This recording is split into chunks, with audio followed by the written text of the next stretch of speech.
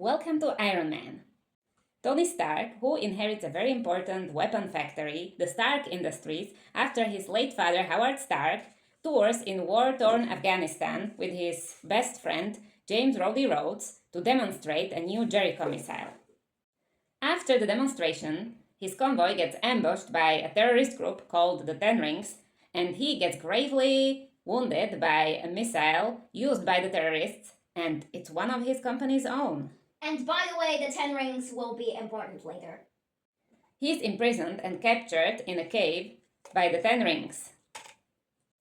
Yinsen, a fellow captive and doctor, implants an electromagnet into his chest to keep the shrapnel shards that wounded him from reaching his heart and killing him. The leader of the Ten Rings, Raza, offers Stark freedom in exchange for building a Jericho missile for the group, but Stark and Yinsen don't believe that he will keep his word. Tully realized the car battery had become a burden, so he decided to dismantle a missile by hand, extracting its most valuable parts. So Stark and Yinsen secretly built a small, powerful electric generator called an arc reactor that powers the electromagnet and construct a prototype armored suit to help them escape. Although they keep their suit hidden, the Ten Rings discovers their intentions and attacks the workshop. Yinsen sacrifices himself to divert them, while the suit powers up. Armored Stark battles his way out of the cave to find the dying Yinsen, and he flies away, crashing into the desert, destroying the suit.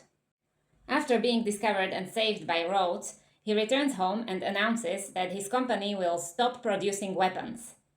Obadiah Stane, his father's old partner and the company's manager, objects that this will ruin the Stark Industries and his father's legacy.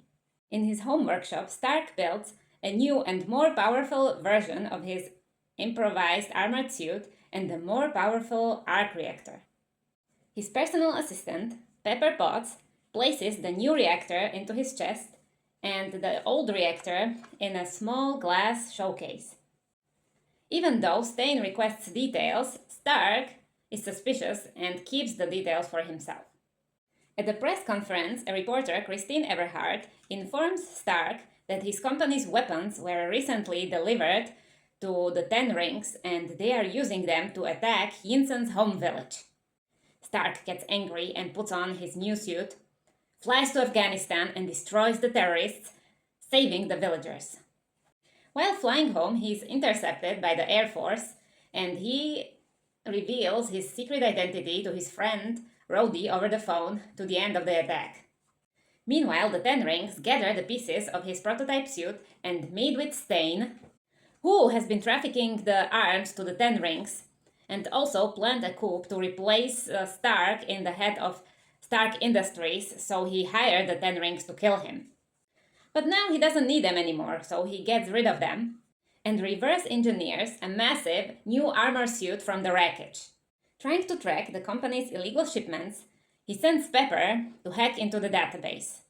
She found out that Stane hired the Ten Rings to kill Tony, but they changed their plans when they realized that now they have a direct route to Stark's weapons. So she meets Agent Phil Coulson from the SHIELD to inform about Stane's activities. Stane's scientists are unable to replicate the small arc reactor that Tony made, so he enters his house, stuns him, and takes the one from his own chest.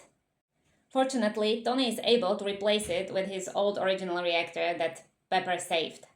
Pepper and a group of SHIELD agents try to arrest Stane, but he puts on his new suit and overpowers them. Stark fights Stane, but is outmatched without his new reactor to run his suit at full capacity. The fight carries them to the top of the Stark Industries building, when Tony instructs Pepper to overload the large arc reactor powering the building. This unleashes a massive electrical surge that causes Stane to fall into the reactor, and he's killed in the explosion. The next day, at the press conference, Tony publicly admits, "I am Iron Man." In the post-credit scene, Nick Fury, the director of SHIELD, visits Tony at his home and tells him that he has become part of a bigger universe and he wants to discuss the Avenger Initiative.